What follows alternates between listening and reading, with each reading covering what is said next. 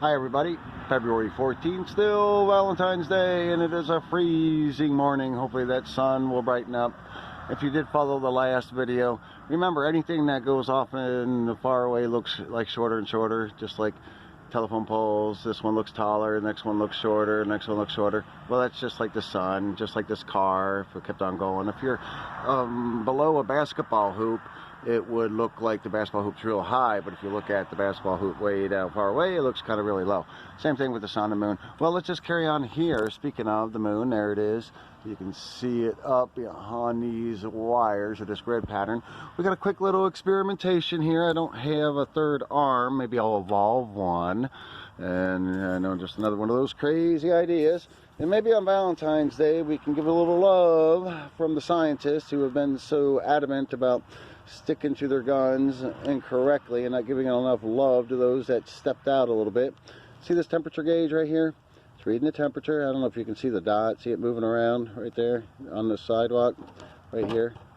Well, it's reading 16 degrees. Now, when I take the cool moonlight out, what's going to happen? Oh my God, it warms up. Let's let the cool light of the moon in. It cools down. Let's let the warmth of no moonlight, and of course it warms up. Moonlight in, cools. Moonlight out, warms. Moonlight in, cools. Now, I've done this study now how many times? Experiment number maybe 30, something like that. You can flick through all the videos. So what this does is put everything into question. Oh, look at the beautiful little flower. Did you evolve too, flower? You just happen to look so pretty and neat. You look like a lily almost. Oh, wow. Because you needed to attract a mate? Is that why you look all pretty? You know, the crazy stuff of survival of the fittest and all that. Most people love, by the way. You know, we hate as much as we do because we're led incorrectly by the very men and maybe a few women who have designed a system that blocks out the idea that we don't know exactly what this world is and where humans and animals and plants of all sorts had come from. Now, that's the cold hard truth. And it also means taking a little easy on those that more sensibly believe that if we don't know and we see the beauty of the earth, maybe it's a little bit more likely that we are made by a God. We have a consciousness, a human consciousness, individually and sometimes collectively. Now, how does that come from a single cell again? There's no fossil records whatsoever of the supposed millions of years of the transition between the lizard and the bird.